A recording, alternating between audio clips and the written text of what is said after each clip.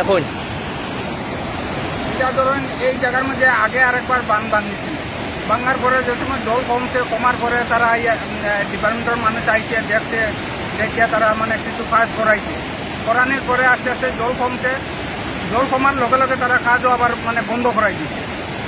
মধ্যখানে প্রায় 15 দিন গ্যাপ গেছে, গতকালকে আবার মানে তারা কাজও আইছে জল বাড়া দেখিয়া আইয়া দেখছে যে এইখানের পর জল বাড়ে, কালকে কিছু কাজ করছে, আজকে কাজ করা অবস্থাত মানে বান্ধা ভাঙিয়েছে। এটা একমাত্র যা হয়েছে মানে এই ডিপার্টমেন্টের গলতিতে হয়েছে, ডিপার্টমেন্টের অবহেলিত কাজ হয়েছে, এক কথা অবহেলিতভাবে মানে তারা এটার উপরে কাজ করাইছে। এই সাইটের যে ইনচার্জ, এই ইনচার্জের রিপোর্টের উপরে মানে ডিপার্টমেন্টে কাজ করাইছে।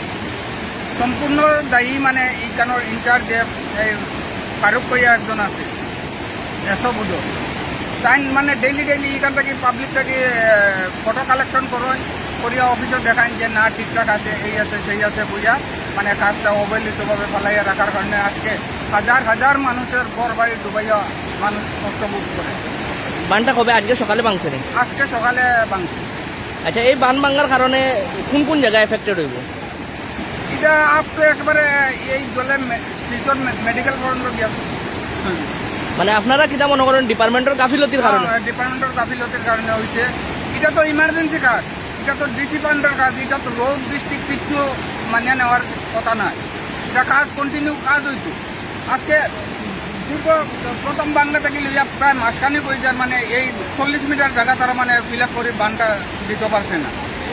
কিটা দাবি করবা সরকারও? এটা একমাত্র যা হয়েছে ডিপার্টমেন্টের গাফিলতির কারণে হয়েছে।